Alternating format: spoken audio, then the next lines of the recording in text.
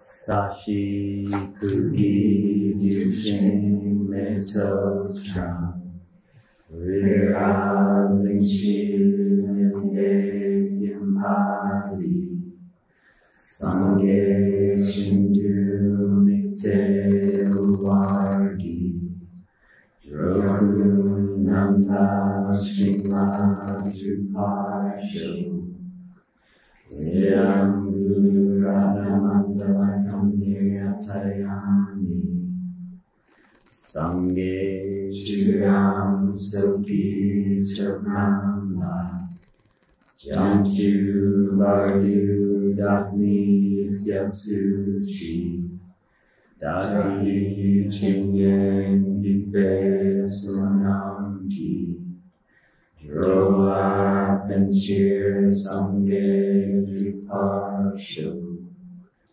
Sange Chiram Soki Chaknamla Jamchu Bardu Dakni Kyasuchi Daki Chinyen Gipe Sunamki Droa Penchir Sange Druparsho Sange Chiram Soki Choknamla Jamchu Bardu Dakni Kyasuchi Daki Chinyen Gipe Sunamki Droa Penchir Sange Druparsho.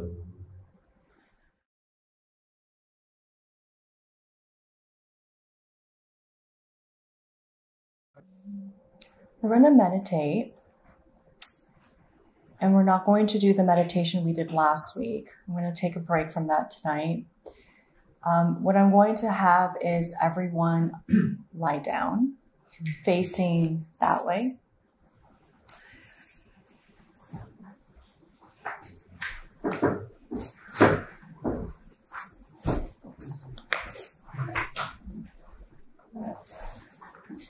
Towards the wall. Yes, towards the wall. Facing this way? Yes. Facing outwards. I have to face the air conditioner. You have to face, that's your altar. Yeah, that's your karma. Make sure you're comfortable. If you need a bolster under your head or under your knees, you gotta be relaxed. We're gonna be here for a little bit. Not a lot, just a little bit, but get comfortable. Okay. The point is, this is not nap time, just so that we're setting expectations. Isn't that nice when we used to have that? So here's the deal. I'm going to have the bell ring.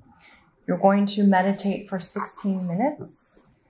And what I'd like for you, and I'm not going to lead this, that's why I'm telling you the instructions right now. I would like for all of you to just chill out, okay? For 16 minutes. Just relax, chill out, take it easy. It's been a long few weeks for some of you, if not all of you. And I want you to have the permission to stay focused and alert, but learn to see if you can do that while being relaxed. That means that you'll just focus on your breath. You might focus on how your body might feel. It's not for your mind to wander. It's really just to see, is it possible to simply relax and focus on your body breathing? Okay? Good luck.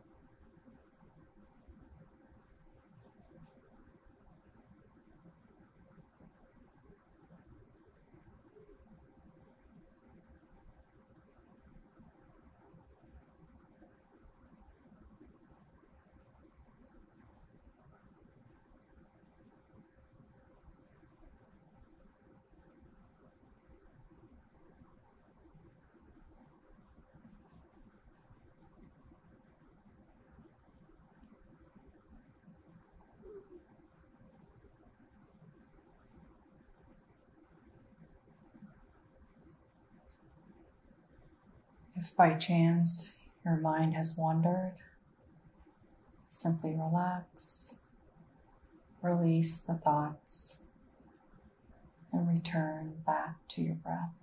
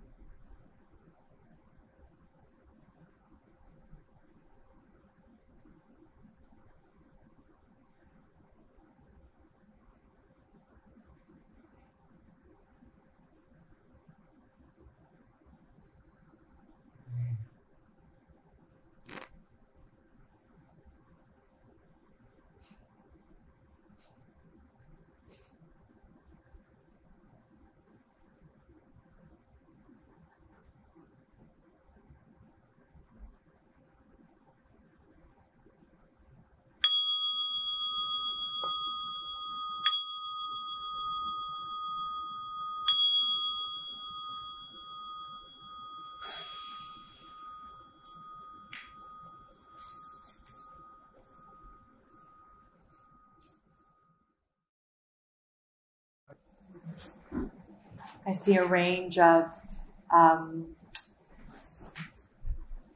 delight to I just woke up from a nap, groggy.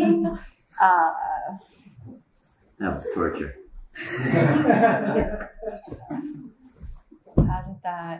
How was that? Radical transparency. It's perfect. Why was it perfect? It felt so good. Felt so good. It was exactly what I needed. Yeah. I know it's hard in a city like this because we're always so goal oriented and having to do something or be something or meet certain deadlines, and even like our spiritual practice is like goal oriented. It's so exhausting. You know, at some point you're like, geez, God, it's like, It's almost like luxury. Just 15 minutes. yeah. Yeah. Yeah, it is. It's also a choice, but yes. Mm-hmm. Yeah. It's a very important practice. I know it's not something that we talk about a lot, and it's not a practice that you hear a lot of practitioners kind of speak highly of. Like, oh, I've been focusing on my breath all day. You know, what meditation are you doing? It's not the sexiest one, but it's incredibly important, not just in terms of your spiritual practice per se, but actually just in terms of how you move through life. You are not going to get as much done if you're all wound up at all. You're not going to be as creative. You're definitely going to have challenges meditating. Relaxation is a huge component to how to move through life. And as a spiritual practitioner, it is fundamentally so important, and it's not something we talk about enough. It's easy, especially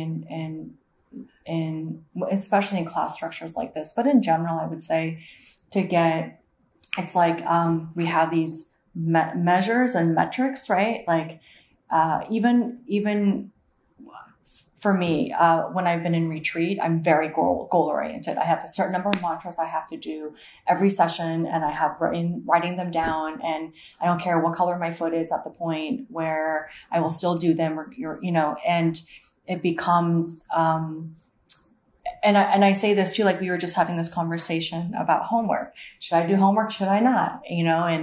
And of course, do your homework. But it is easy to get so focused on the goals and not being present. So for some of you, if you're already doing this, continue doing it. And if you aren't doing it, please try to add that into your practice.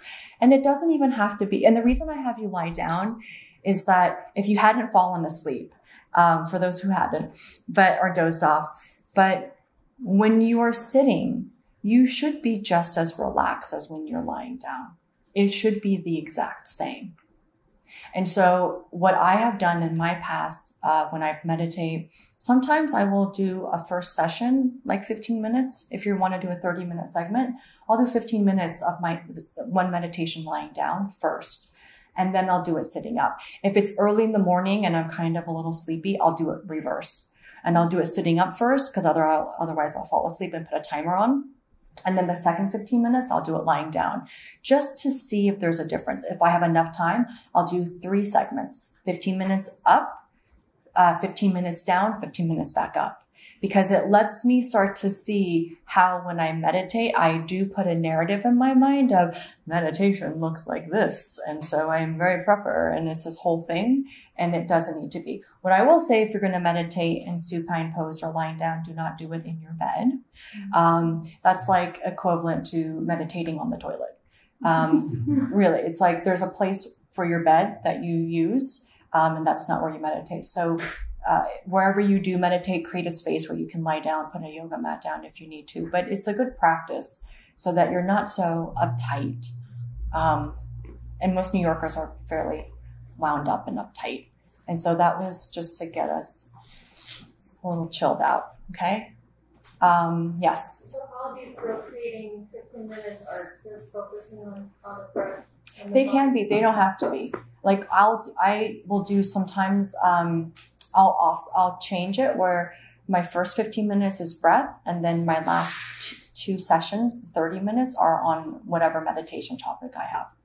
And you can do it like that. Sure. Yeah, for sure. It's good to remind for me, it's like helpful to remind myself how to be relaxed, because that's not my natural state. If you told me to be really stressed out and intense, that's very natural for me to be like, that's no problem. But the relaxation thing is very difficult for me. So for those of you who have difficult doing it, this is great. It also gives you a place to,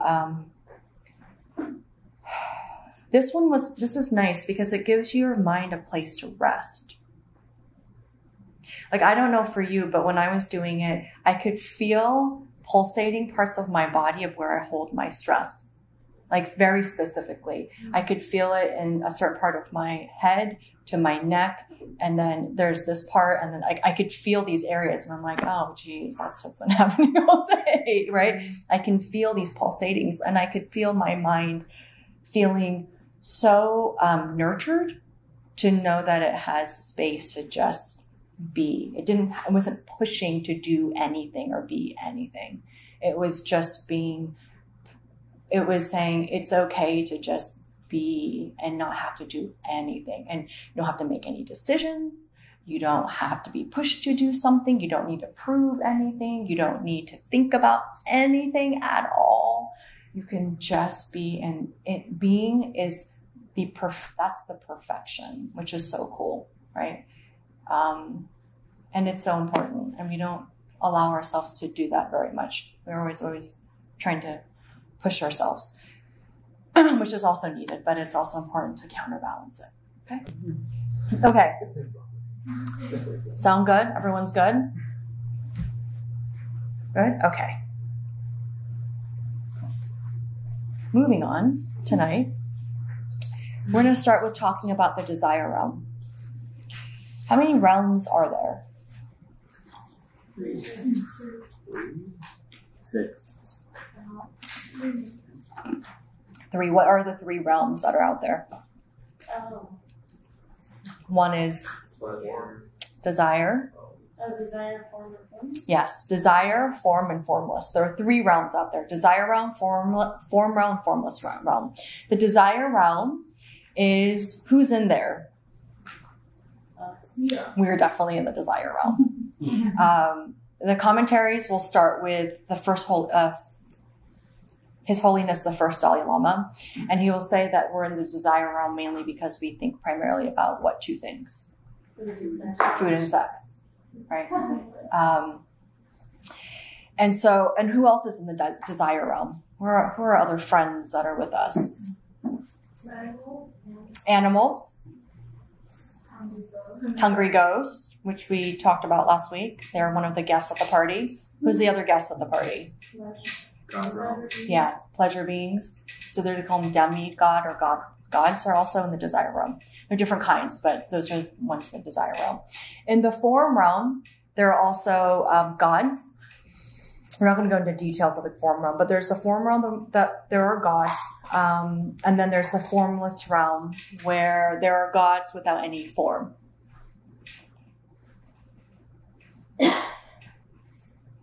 Okay. Okay. So physical form? Mm-hmm. There are gods in physical form, and then there are gods with no physical form. And then everyone in desire realm has a physical appearance? Not necessarily. Because craving spirits, hungry ghosts, well, no, they do. They have some sort of physical form. Yes, that's right. Yeah. Or is it like a Venn diagram where some do and some don't? Maybe.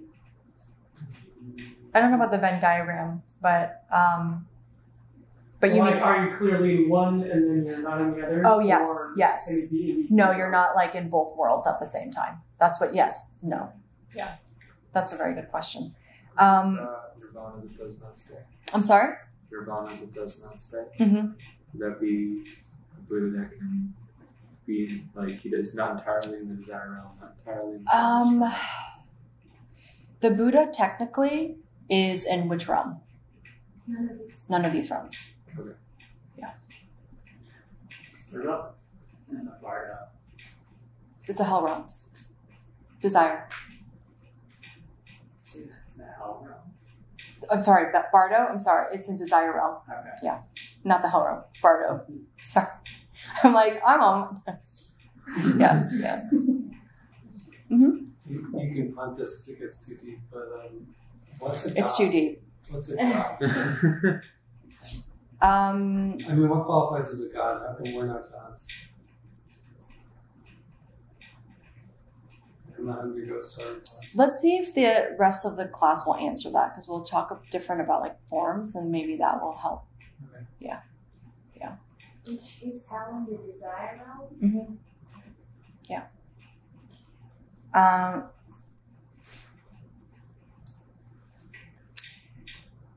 Your mind. Okay. Well, actually, we'll go on, and then I'll bring it back. Okay. So we're gonna talk about black and white karmas.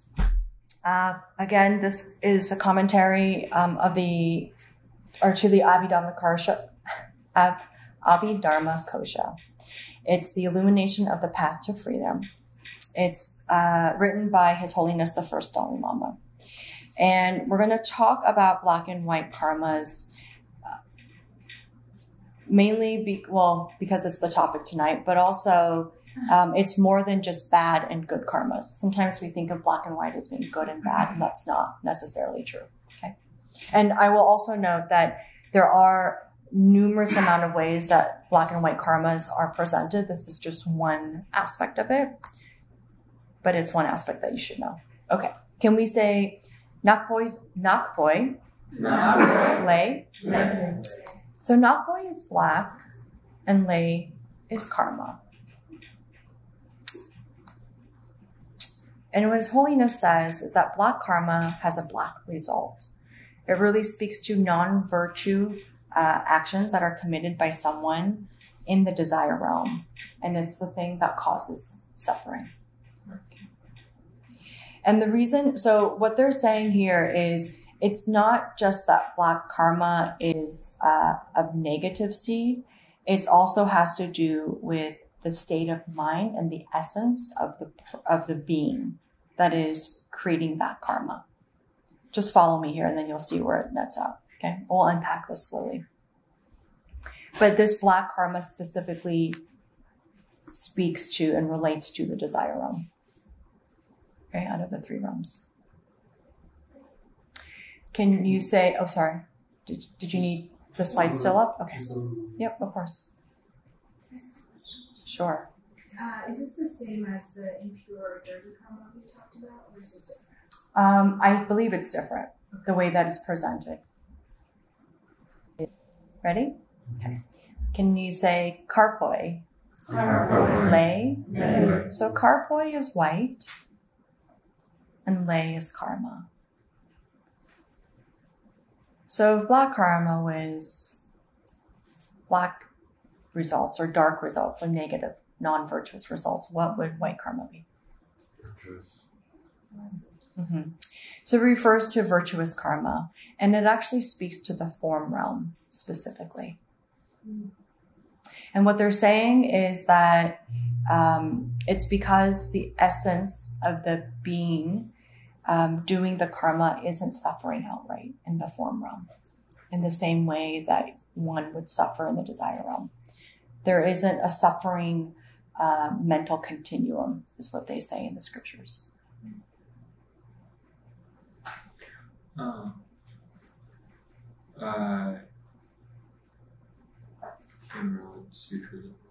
There's in the twin verses talks about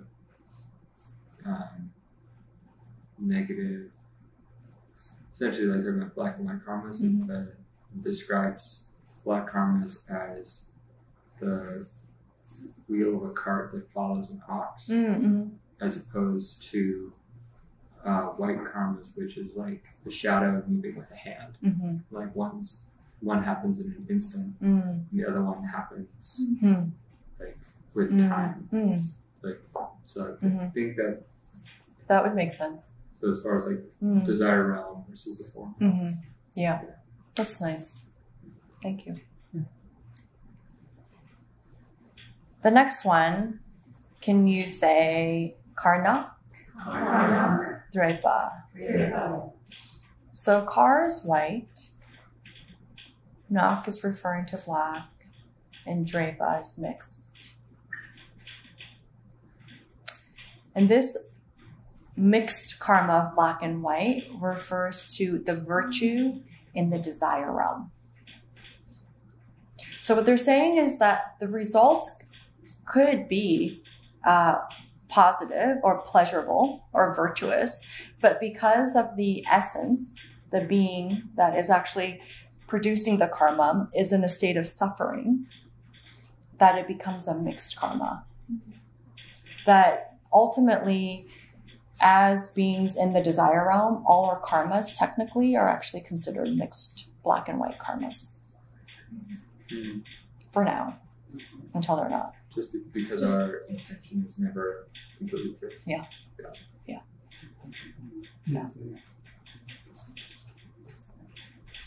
Which I think is interesting. It's also because like so long as you live in samsara, right? There's only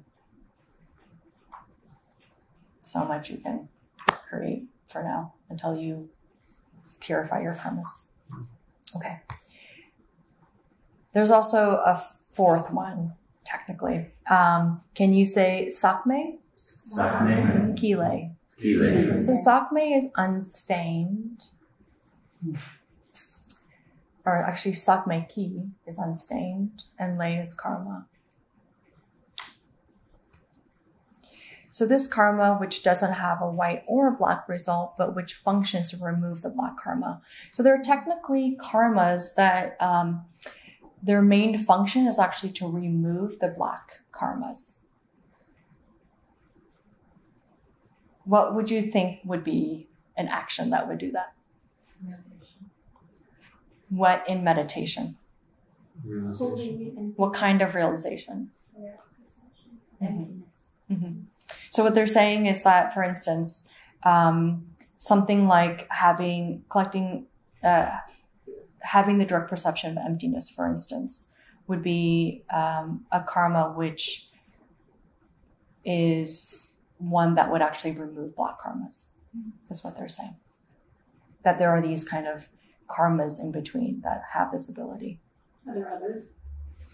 Not any that I know of. That's the specific one that I know of. They're really pushing you to have the direct perception of emptiness. Keying it out. Do the other beings or all desire realm beings have the potential to see their emptiness directly?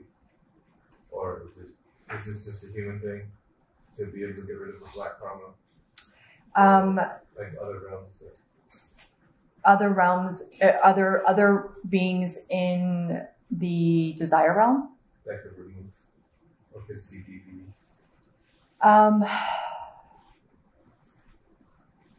Scripturally, I do not have an answer for that, but I would say just through deduction, the humans would be mainly the only ones. Okay. Yeah, and that's why it's so important. There's an analogy that I've said once, I think it was like ACI 2, and you've heard it before, where we've heard about the lifesaver,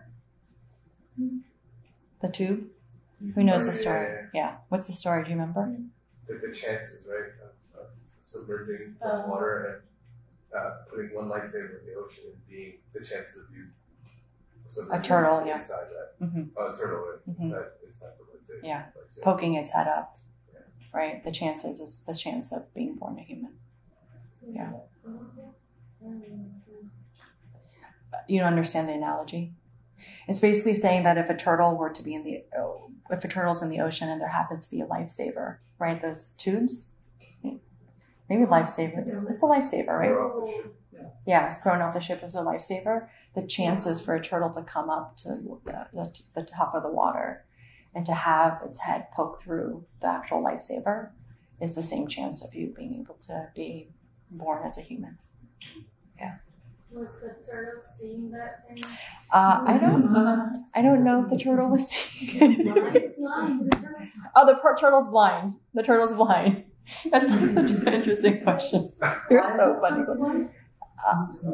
To be able to be born a human, it's basically just speaking to the karma. The amount of karma collected to be human is an extraordinary karma. And we've been born in multiple, like in so many different forms forever. But it's really, I mean, the point of it is just to realize the importance of what it means to be born a human and not to waste the opportunity. What we talked about last class too was that being born a human is one of the states, one of the beings, right? To be able to have the capacity to understand suffering enough to the point where you want to get out of it. Whereas some of the other beings in different bodies have a harder time. For instance, what we talked about last class were in relation to craving spirits, for instance, or even demigods. Yeah. So do they view the sweep of history as moving towards enlightenment because there's more humans now than there ever were? So you would think more beings. Right? So if you're looking at the big picture, Sure. it would have to be going in one direction. Yeah. I suppose you could deduce that. Yeah. That'd be nice to think that's true. Yeah. Or form beings falling down. Yeah. Right. Or Or falling down. Yeah. That's true. Well, but it's not linearly. Like the next lifetime might not be chronologically next time, it might be in the past or way in the future. And there's also an arrow piercing the paper analogy too, that we're like so close. It's almost like an arrow. Yeah. I just have to ask because The turtle. I can't concentrate. That's okay. So We want you to concentrate. who put the lifesaver there? How many turtles are there?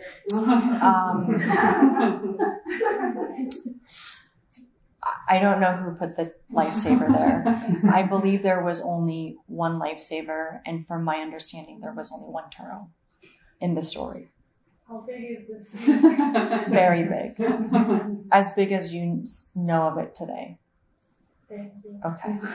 Of course. I like you. You're like, wait a minute. Was this a pool? Because the chances are, how many pools were there? Okay. So we're going to talk about 2 ways to remove desire from life. Oh, sorry. The first one, can you say Jikden? Pei Lam. So it's actually Jikden Pei. I'm sorry. Jikden Pei is world and Lam is path. We've seen the word Lam before. It speaks to the worldly path. And what they're saying is that there is what this speaks to is actually the worldly path. And it is one way in which you can remove desire is through deep meditation. But it is, there are 2 kinds of what they call is causal form realm, and they call it resulting form realm. And the causal form realm really is about moving your mind, and so that you can actually, through deep states of meditation, you can actually move into different realms. You can move into the form realm in your while your body's in the desire realm. And actually, technically, the first kind of layer or level, we can call it, of the form realm is where you have the direct perception of emptiness. Okay. And then you can actually move up too. You can actually technically move up to the different realms through subtle meditation. There's also what's called the resulting form realm, which means that you're born into the form realm. The thing about this specific path although it can remove a sense of desire when you're in a deep state of meditation, what it tends to do is tends to give you a sense of pleasure and satisfaction that you are having more subtle meditations, but it is not permanent. It's very temporary.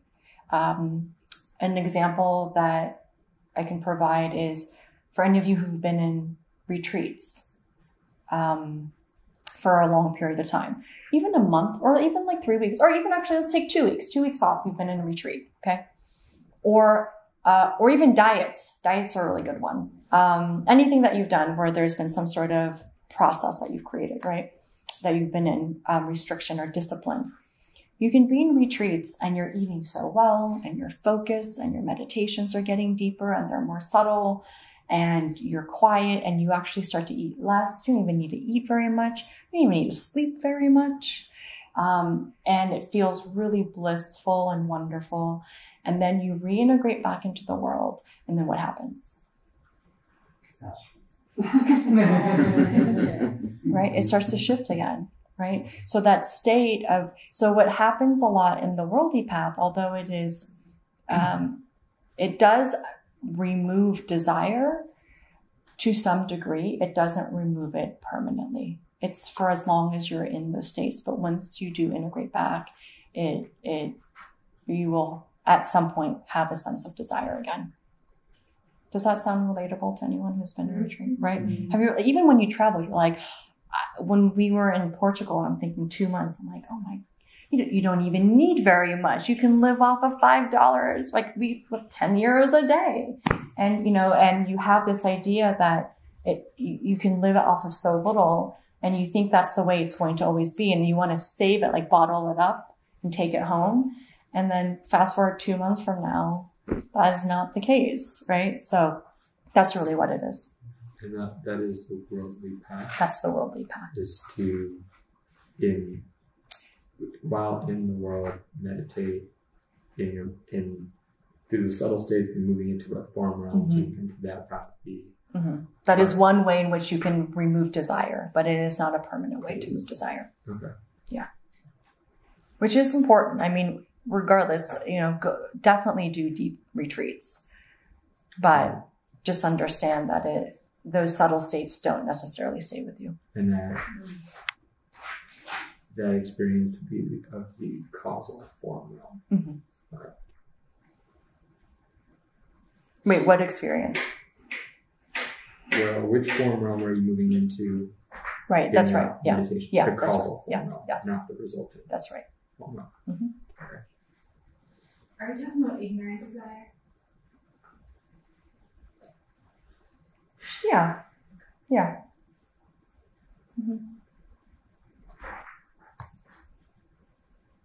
Next, can we say Jigdan Depa Lam. So Jigdan is world here. Jigdan Lay is the world. Depa is beyond, and Lam is path. In this one, they're saying that the path which is beyond the world, which really means that in order to truly remove the objects of ignorant desire, what would you guess would need to happen? Yeah. Again, the direct perception of emptiness.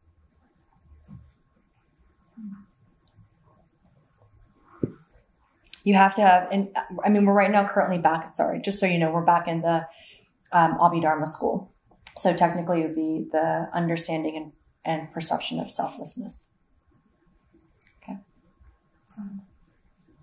But unless you have an understanding of that or an experience of that, they are saying in this school that you will not remove desire or ignorant desire. Okay. Good. I'm sorry. This is permanent removal. And the person that's doing this, can he be in the world and going on retreats or?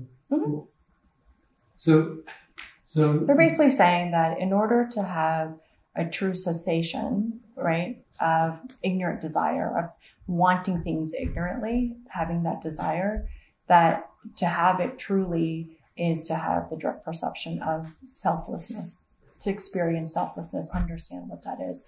Ultimately, until then, you will have moments of subtlety of not wanting things, but at some point that will come back. Mm-hmm. And does that take you to the resulting form then? Well, the result form is you're born into it. Born into it. Mm-hmm. Okay. Yeah. Or is that the result of following the worldly path toward an end? Just think of those as like two kind of points within that, but it's not necessarily a build. Didn't follow that. The two different realms that I had brought up within the second one, they're just points of different ways of how you can get into the form realm. One is you can actually move into it with your mind. Another one is you can be born into it. Gotcha. That's all. Mm-hmm. Okay. 4 parts to a path of action. We're not going to take a break. Is that okay? We're just going to move through. Okay. I had a colleague of mine that was like, breaks are useless. I was like, I thought about that. I'm like, I don't know if that's true. Maybe that is true. Anyway, okay. 4 parts to a path of action. Can you say Lei Lam? Okay. So this is, Lei is karma, Lam is path. So this is the, I'm going to call it karmic path. It's a presentation through Jason Kappa.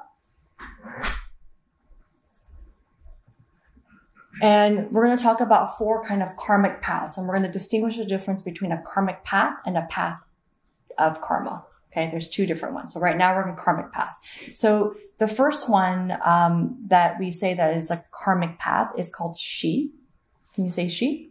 Shi. And Shi, one way to say it is basis or object.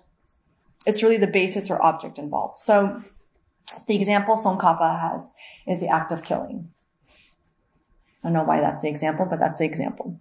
So the idea here is that if the action is the act of killing, what would the basis or the object that is involved be? Another one. If the topic is around the act of killing, what would you think the basis or the object involved? The thing that you're going to kill. The person you're going to kill. Mm-hmm. So it's the person you're going to kill. So we're just going to use that as our topic because that's going to be the topic in your reading. I know, it's not very fun. I was going to change it, but then that doesn't really go with your reading. Second one, can you say Sampa? Okay. Sampa is the thinking involved. Okay? It's the thoughts that you have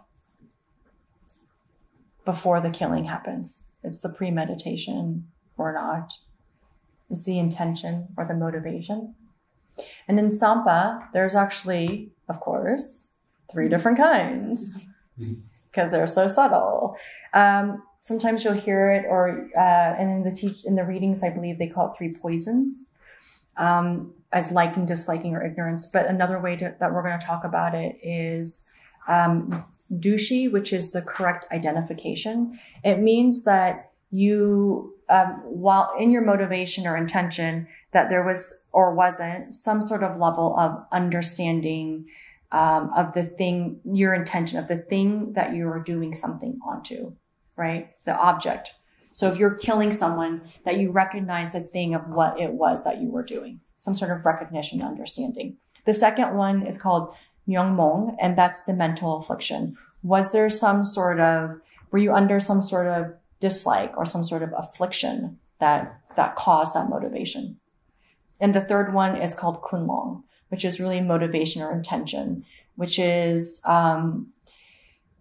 did you want to kill somebody? Was that really the intention, the drive behind that? Or was it an accident and was it unintentional? So question to you. If, for instance, the example that they give in the teaching is you're at war and you decide that you're not going to kill somebody yourself, but instead you're going to hand your gun to someone else and have them shoot another person. At that moment, do you have the same karmic seed as the other person? Is it the same or is it not? Slightly different. Do you give them an order to shoot, or you just hand it to them and they decide to do it? Let's say you tell them to shoot. Then it's the same. Yeah. So in the teachings, they say it's the same. That actually, even if you, I guess it would even depend on your motivation. But if you are saying that you want people to die and you give someone the gun who's ready to do that, then at the same time, they're saying in the teachings that is actually in the school, that it is actually the same karmic seed. I know. Pretty, yes. What's being identified in Dushi? Oh, what does it mean? What is identified? Meaning, did you recognize a thing for what it was? Like, do you understand that you're killing somebody for what it was? So, like, do you understand? So that's like, are you? I'm sorry. At me with a knife versus, I really just don't like this person.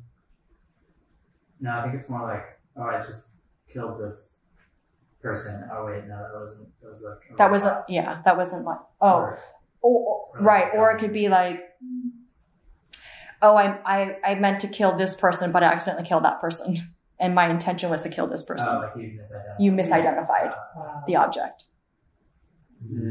Like you had a target, or you didn't understand that that's, or like I killed something and didn't realize it was a being.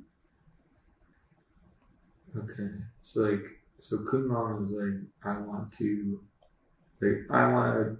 punch this person. Yes. But unfortunately, the she would be the person in which you, that I want to punch.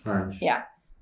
Because I'm angry. Right. Yungmong. Right, would be your. The correct identification is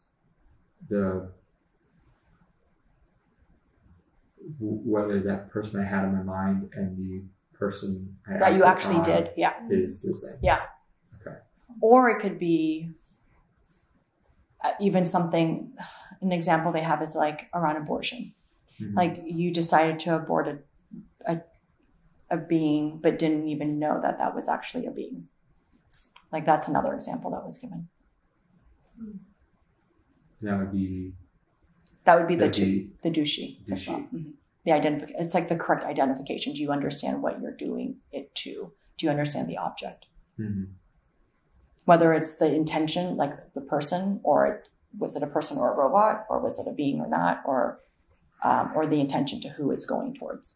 Like yes. You want to punch this person, and the intention is to punch Thomas, but as you punch him, you slip, and then you end up, I don't know, punching me or someone else. Okay.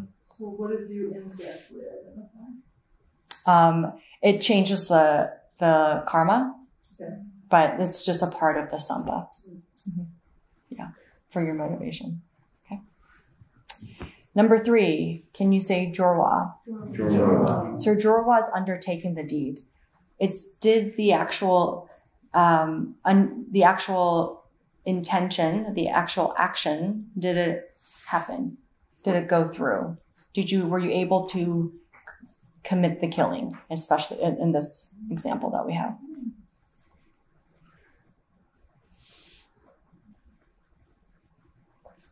Okay. So I meant to kill this person, but I only shot him in the leg and got him in the hospital and he lived. Yes. Versus I meant to kill this person and he actually died. Well, it's no, I meant to kill this person, and I meant to shoot this person so that they can die. So was I able to shoot this person in the place that I wanted? And then the last part of, because I want him to die or her to die, would be the tartu, which is the completion of the action. So like you could shoot someone and your tartuk hasn't happened. You had the jorwa, but then let's say that person's in the hospital for 6 months. Your tartuk hasn't happened until that person finally has died. So it's the completion of the final intention. I want them to die. And so it's the meditation of, okay, if I'm going to have them die, these are the things. It's so morbid, this topic. I'm like, I have to visualize it. It really is. It's so morbid. I wish there was another topic, but that's the one that Tsongkhapa has. Mind-donation. Mm-hmm. Yeah. Yeah. Is this Geshe-la's 4 steps? no. Mm-mm. No. Not like the 4 steps that you think of. Like the coffee meditation. Right. It sure sounds like it. Mm-hmm. It's similar. It's similar. I have a question. Yes. You really, really want that person to die, but they don't die. Is that karma is so much better because they don't die if you really want them to? Sure. Yeah. Totally. Okay. I mean, for your karma, yeah. But this also goes to positive actions as well. I mean, we're using a negative one, but you can use it for positive. There's more charge if it's completed. Sure. Okay. Yeah. Because I'm just thinking, even in terms of positive, Yeah. if your intention is so strong, Yeah. but for some reason, I guess maybe your karma it doesn't actualize, then the intention counts for something to make your karma better, no? The intention definitely counts for something. But not everything. But in this process here, in terms of the path of karma, they're saying that there are these 4 different aspects specifically that will enhance that karmic seed, is what they're implying. Yeah. Well, in that case, like even if you're just fantasizing it but don't actually do anything, there's still some karma. Totally. Yeah. Like how many times have you sat there and like premeditated like how you're going to speak to somebody and over, right? I mean, you know, I'm going to say this, I'm going to write a letter, like that. And you actually feel it physically. It drains you, doesn't it? I don't know. It drains me. That narrative, like just the storyline. And it is, I mean, karma, we talked about this a couple of classes ago, but karma, that like some schools will speak about it almost as energy. And it does feel that way so absolutely there's validity in just the thinking behind it. And why it's so important to do what we can to keep our minds as pure and clean as possible. Because sometimes when you also start that process, you'll also find yourself to perpetuate more of it. It habituates. The mind likes to habituate. And so it's always about how do you habituate your mind with virtuous thoughts and virtuous concepts rather than the ones that are going to hurt you.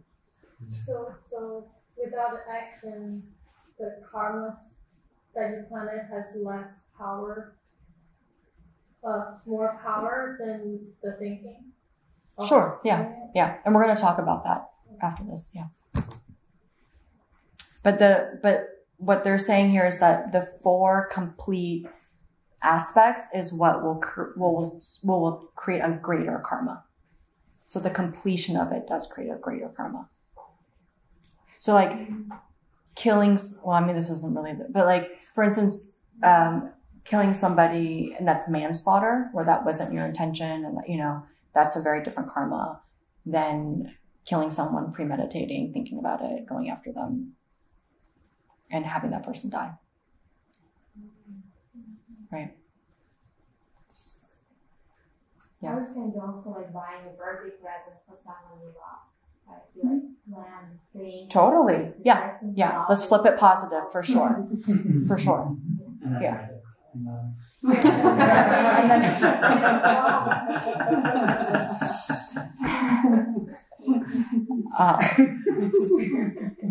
yeah.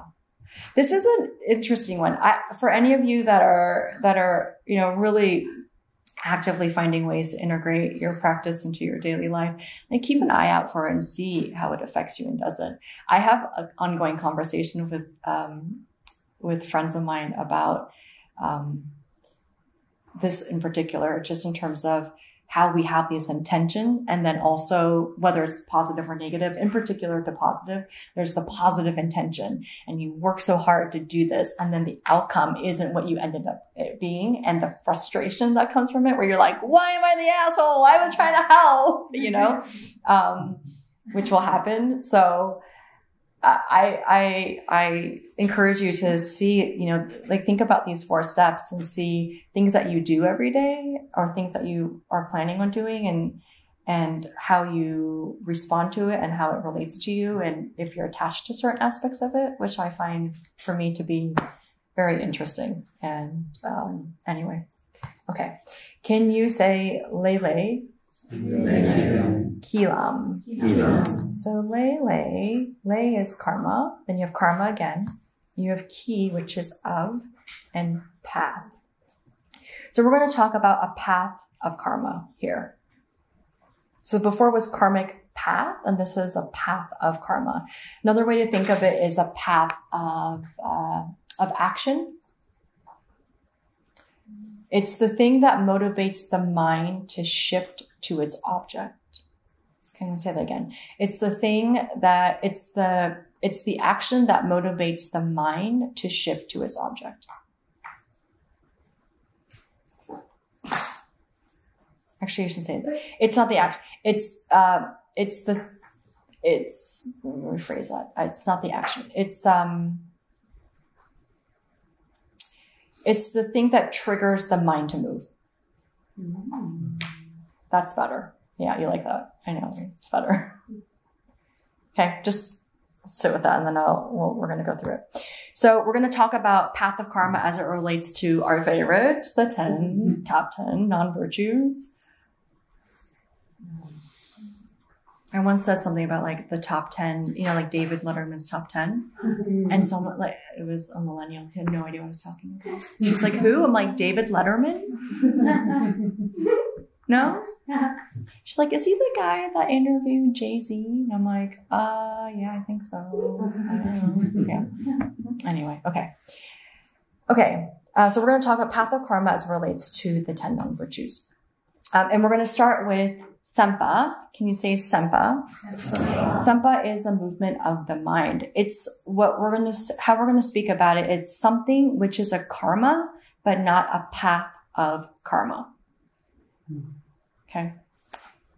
It motivates,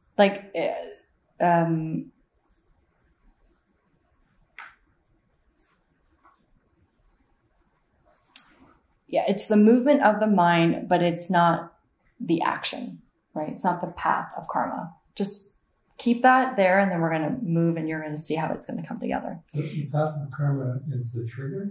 That's what you use, the word you use? Mm-hmm. Yeah. Sempa.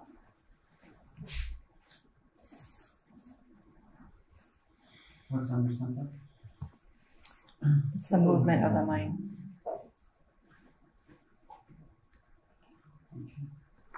Okay, so can you say Yiki-sum?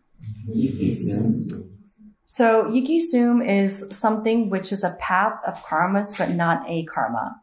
And they specifically speak to it in terms of the last 3 of the 10 non-virtues: craving, ill will, and wrong view. And what they're saying is that those 3 things are not considered karmas. They're actually considered path of karmas. These 3 things are the things that actually, they trigger the movement of the mind. They are a path of action. They motivate the mind to move, but they're not a karma in itself. Okay, they trigger the sempa. So does that technically mean you could crave something, but in an instant stop craving it, and you would have created no karma? I don't know. I don't know if that's even. I don't know. You're probably not creating. I mean, I don't know how you can. Yeah, I'm sorry. Go ahead. Well, I was just guessing, or you probably wouldn't have created as much as if you just kept going. Yeah, I mean, I guess I'm just trying to think like craving something to the point. It's subtle, like craving to the point where it doesn't actually move the mind. Like, what is that threshold? Well, but they're making the distinction. Yeah. So I assume it's theoretically possible. Otherwise, why make the distinction? That's, They're saying. I mean, I think that based on the definition. Yeah, I mean, that would make sense. What's the definition of a path of karma? Is it a simple movement of the mind? The path of karma is a thing that triggers the mind. So what they're saying here is that this is a path of karma. It's the thing that motivates the mind to move. The question is really like, can you stop it before it can actually trigger the mind? That's the thing. But I guess if you could, then you wouldn't have created karma. I mean, logically, that would make sense. So So the fact that you have this craving is from the karma. No, what they're saying is that,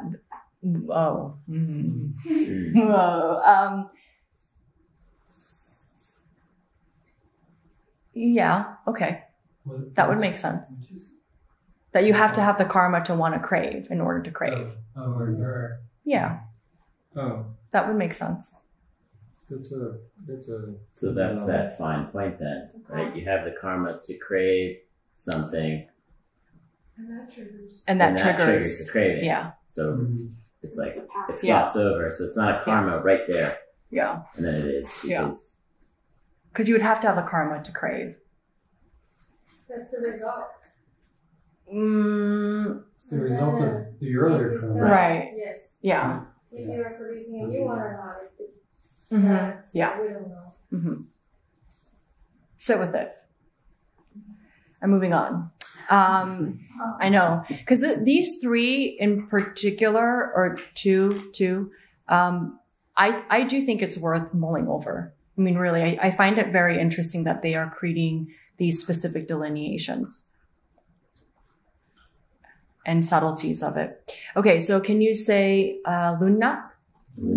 Dun? So this is something which is both a karma and a path to karma, or path of karma. And they're saying that the 7 non-virtues of body and speech, that these first 7, they actually do both. They're actually a karma and a path. They're both an action, and because they are the basis in which the movement of the mind engages, they're also a path of action. So they categorize these two as both being a karma and a path to karma. They both trigger the karma. They also are karma in themselves. It seems to me that the previous one can be acted unconsciously. But these ones you have to consciously. Yeah, for sure. Because it's body, right? Because it's body and speech. There is an action at some point, and something has to motivate that action for that to actually tip over, right? So the reason why they put the other ones in other categories, because they can just be present, whether you're thinking about them or not. Yeah. Yeah, but with these, these are all actions, but there's no motivation in the description. Like before, you could say craving is a motivation. Yeah. Here, killing is not a motivation. Killing is the result of some other motivation. Yeah, I mean, this was also being translated as killing, but if you think about the action of hurting others, or there is some sort of, there has to be something in order for these actions to actually happen, right? You're not going to lie or steal just because it was a tick. Right, you have a desire to lie or steal. Yeah. Right, okay. You can't just be like, oh, oops, I just killed all those people. It's not like that. Right. I mean, for most of us. Yes. So if someone was killed or something, did that mean they have bad karma? If somebody killed somebody? No, someone is killed by somebody. The person that beat us people. Yeah. So they had bad karma. Yeah, they had a karma for them to be killed. Yeah. Sad. It also means too, when we die, our bodies, that's our karma running out. At any time, whenever that happens, that's your karma that runs out. And that's why you die. It's a karma, right? To be able to be physically alive. And it's also a karma that runs out for you to die. Right? That makes sense. Yeah. Speaking of that, you had talked about the barno, and I don't remember what that is. That's after you die. It's like you said, it's a form of rebirth in a way. Yes. We're not going to talk about it tonight, but we will bring it up again. Okay. Yeah. Is it also a karma to get enlightened? Sure. Yeah. And also, it takes a tremendous amount of karma. I say the word tremendous, maybe just from where I sit and stand. But it does take a certain amount of karma to even have the direct perception of emptiness. It's not just practice, like in the sense of meditate every day. That's why you have these virtues. It's to collect the karmas so that you can have realizations and higher realizations. Otherwise, you can just be really good at focusing, and that's not the same. What about, like you said earlier, like in like abortion or something? Like, did those babies have like a bad karma? You know what I mean? Yeah.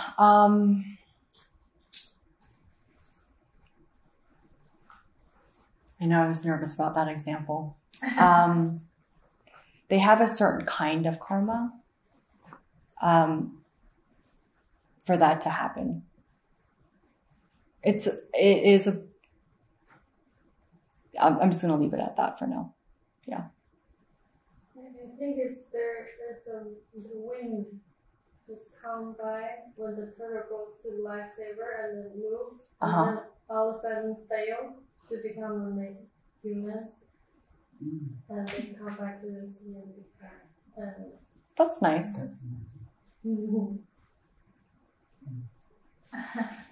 Almost there, but not quite.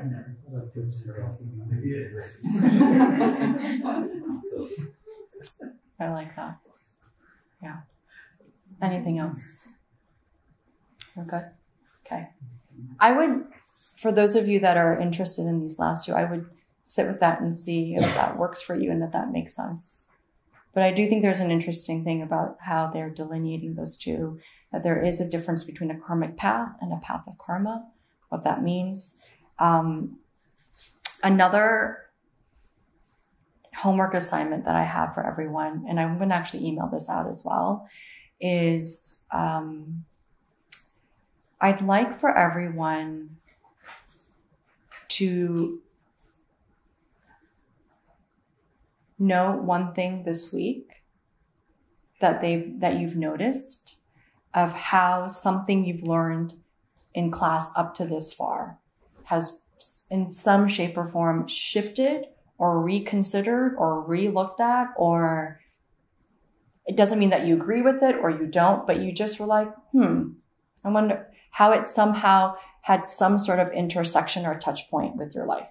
Does that make sense? Mm-hmm. And it could just be something small that you've noticed that has just made you think for even a hot second or maybe longer of something you were going to do or something you did or something you saw or something you experienced, something in that realm of how you looked at some moment or person or had an experience and you just thought, oh, maybe it's this and not that.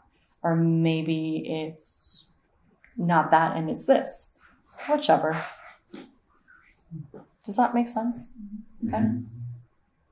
And I'm going to collect those assignments.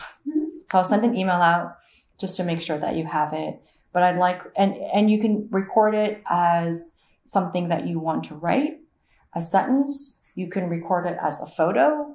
You can record it as a video. It can be a collage, a mood board. It could be something that is, I don't even care what form it's in. Be as creative as you'd like. But something that just made you think of something in a way where you maybe wouldn't have normally thought of it that way. You responded to something, or you saw the way that you felt about something normally this way, but suddenly it was maybe for a second a little different. Okay? I'm trying to keep it as open and broad. But I say that because it's one thing to attend a class, which is important for you to be here for your own spiritual practice. It's another thing to start finding ways of how it relates to you and if it relates to you or not, right? And if you're not finding a way for it to start to kind of weave in to some way of thinking into the thread of how you think or consider, then we should have a conversation and see. But I think that I would like to hope that there are some moments where you're like, oh, maybe I will be nicer to this person because I understand. It could be something as basic as that to, oh, I realize that no matter how hard I work, it doesn't necessarily mean that it's going to be perfect, which is my thing. Right? When it's like, this is going to be perfect. This is going to be amazing. And it doesn't always work that way. Okay. So anything, it could be a range. Good. All right. Sashi Kuti Jushin Mesto Tran Rira Blingshu Yende Kyampadi Sange Shindu Mikte Uwargi Drokum Namda Shimla Juparsho Yam Guru Ratnam Mandala Kamya Tayami Gewa Di Kiroku Sinam Yeshe Soksokshim Sinam Yeshe Lejumwe Dhamma Kuni Toparsho. Let's just close with a simple dedication. Rejoice in dedication. Please just take a few breaths, acknowledging your time here tonight. Acknowledging how valuable you are.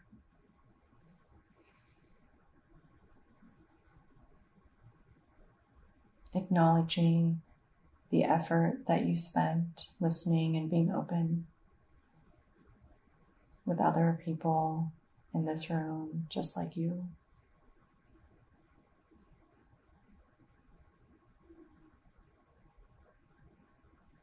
Commend yourself for coming to class.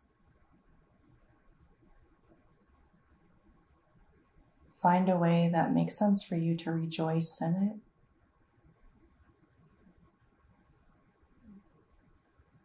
If it's a feeling state or a mental state, whichever.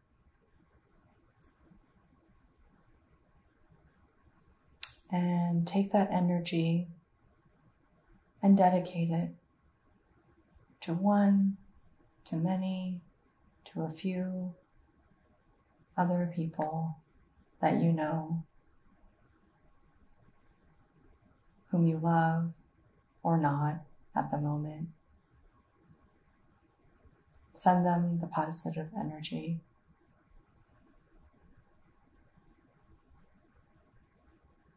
In hopes to lift them up. In hopes for them to be their better self, highest self.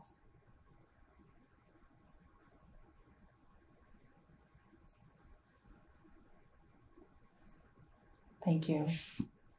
Thanks, everyone. Thanks, G. Thank you.